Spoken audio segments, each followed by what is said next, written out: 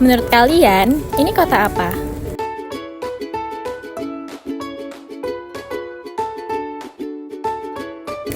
Paris, Swiss. Salah. Kota ini letaknya di negara Vietnam. Masih tetanggaan sama Indonesia loh. Tapi kalian tahu nggak, Vietnam ini telah mengalami perubahan besar dalam beberapa dekade terakhir. Namun, akhirnya Vietnam bisa bangkit, bahkan diramalkan akan menjadi raksasa ekonomi di Asia Tenggara loh. Ternyata, Vietnam punya satu kebijakan yang disebut dengan Doi Moi, yang akhirnya bisa mengeluarkan Vietnam dari keterpurukan. Mau tahu apa yang mendorong Vietnam untuk mengadopsi kebijakan reformasi yang disebut dengan Doi Moi ini?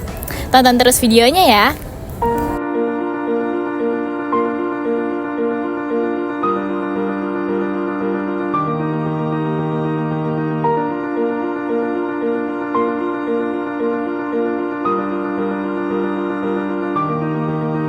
Pada tahun 1975, setelah berakhirnya Perang Vietnam, Vietnam bersatu di bawah pemerintahan komunis. Namun, negara ini dihadapkan pada tantangan serius, termasuk kekurangan pangan, buruknya reputasi internasional Vietnam, dan stagnasi ekonomi. Biaya pendudukan Kamboja pada saat itu juga memperparah keadaan ekonomi Vietnam. Ditambah, legitimasi Partai Komunis Vietnam yang saat itu memerintah juga melemah sebagai dampak dari kemunduran basis ideologi komunisme di Eropa Timur dan Uni Soviet pada akhir tahun 1960-an. Namun, di tengah tantangan ini, pemimpin Vietnam mulai mencari cara untuk membangun kembali negara mereka. Dihadapi dengan kondisi penuh tantangan seperti itu, pemimpin Vietnam akhirnya mulai mencari cara untuk keluar dari keterpurukan. Akhirnya, pada tahun 1986, Vietnam memperkenalkan kebijakan Doi Moi yang secara harfiah berarti perubahan baru.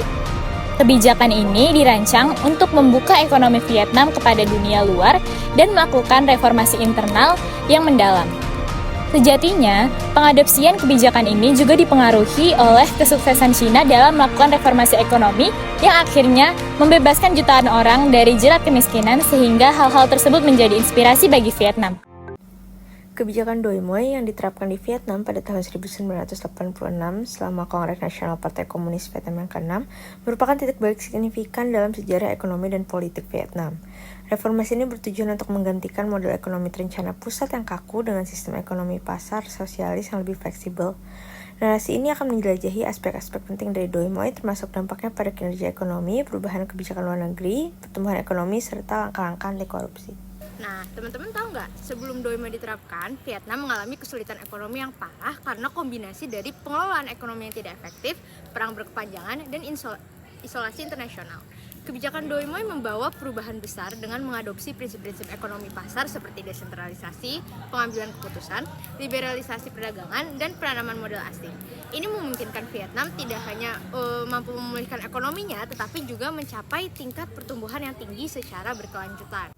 Dalam bidang kebijakan luar negeri, Doi Moi mengubah orientasi Vietnam dari isolasionisme menjadi integrasi global.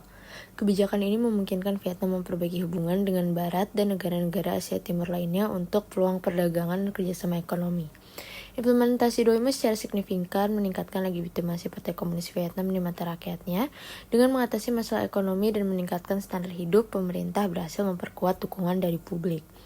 Peningkatan kesejahteraan ekonomi menjadi alat penting dalam mempertahankan kontrol politik, selagi juga memberikan lebih banyak ruang bagi masyarakat untuk partisipasi ekonomi tanpa mengubah struktur politik satu partai yang dominan. Sejak Doi Moi diterapkan, Vietnam telah mencatat beberapa dekade pertumbuhan ekonomi yang luar biasa. PDB negara ini meningkat secara dramatis, menjadikan Vietnam sebagai salah satu ekonomi yang berkembang paling cepat di Asia. Pertumbuhan ini didorong oleh ekspor, terutama dalam sektor seperti elektronik, tekstil, dan pertanian, serta oleh pertumbuhan konsumsi domestik dan investasi infrastruktur yang kuat. Dampak sosial dari pertumbuhan ini juga terlihat dalam penurunan kemiskinan yang signifikan dan peningkatan dalam indikator-indikator kesehatan dan pendidikan di Vietnam. Namun, transformasi ekonomi juga membuat tantangan baru, termasuk korupsi yang merajalela. Vietnam telah mengambil langkah-langkah signifikan untuk memerangi korupsi, termasuk penahanan sejumlah pejabat tinggi yang sebelumnya dianggap kebal dari hukum, di mana hal ini menunjukkan komitmen yang serius oleh pemerintah Vietnam. kebijakan liberalisasi ekonomi umumnya terjadi pada konteks negara demokrasi. Nah, uniknya, Doi Moi sebagai kebijakan liberalisasi ekonomi justru terjadi pada konteks Vietnam yang merupakan negara komunis. Kondisi tersebut akhirnya memunculkan pertanyaan, mengapa kebijakan Doi Moi tidak mengarahkan kepada proses demokratisasi, melainkan justru menguatkan dominasi Partai Komunis Vietnam? Doi Moi dirancang untuk membuka ekonomi Vietnam kepada investasi asing, meningkatkan produktivitas, dan memperbaiki standar hidup. Selain itu, dalam jangka panjang, sebetulnya rezim komunis tidak memiliki alternatif lain selain legitimasi berdasarkan prosedur kelembagaan. Oleh karena itu, dibutuhkan faktor lain untuk memperkuat legitimasi, yaitu melalui cara-cara legal rasional seperti kebijakan Doi Moi. Dapat dikatakan bahwa pemerintah Vietnam menggunakan kesuksesan ekonomi melalui Doi Moi sebagai alat untuk mempertahankan kekuasaan dan otoritasnya, atau yang dikenal dengan performance-based legitimacy. Dengan demikian, kebijakan liberalisasi ekonomi Vietnam melalui Doi Moi tidak mengarahkan negaranya menuju demokrasi, melainkan memperkuat legitimasi Partai Komunis Vietnam karena fokusnya pada kinerja ekonomi, perubahan kebijakan luar negeri, legitimasi negara, pertumbuhan ekonomi, dan langkah-langkah anti korupsi.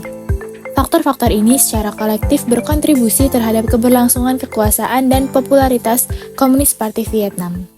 Kebijakan Doi Moi membawa transformasi signifikan dalam struktur ekonomi dan politik di Vietnam.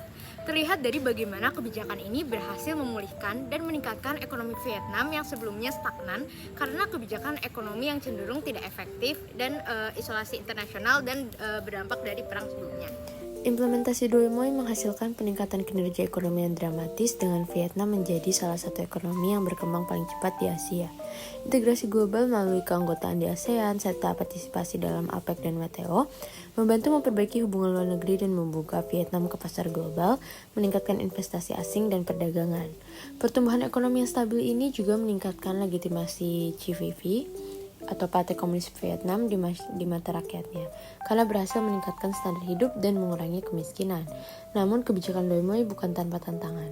Meski membawa kemajuan ekonomi, Doi Moi juga memunculkan isu korupsi yang kemudian dijawab dengan langkah-langkah anti korupsi yang lebih tegas dan efektif, termasuk penahanan pejabat tinggi.